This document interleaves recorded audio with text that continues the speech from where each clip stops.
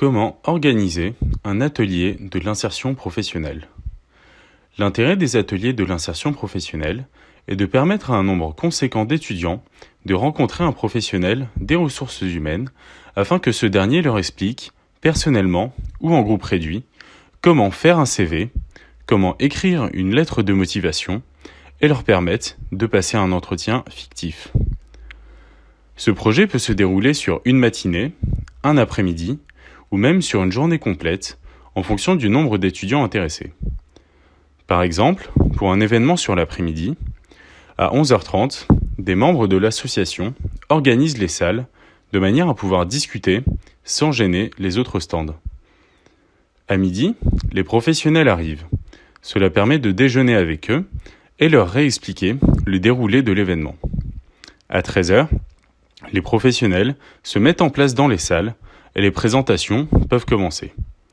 Les professionnels regardent les CV des étudiants présents, puis peuvent comparer certains points afin de faire ressortir ce qui est bon et ce qui est moins bon. Ensuite, ils expliquent comment écrire un CV, comment l'organiser, que mettre dedans et ce qui ne doit pas s'y trouver.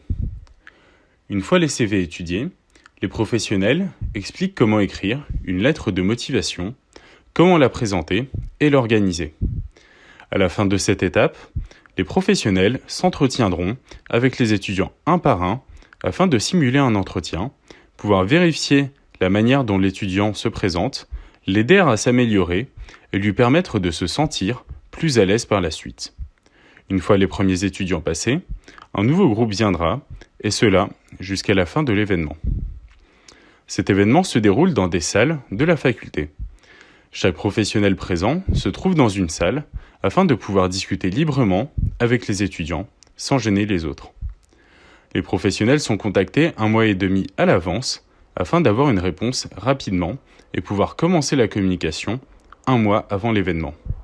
Dans un premier temps, l'événement est présenté sur les réseaux sociaux et notamment sur les groupes Facebook des étudiants de la faculté.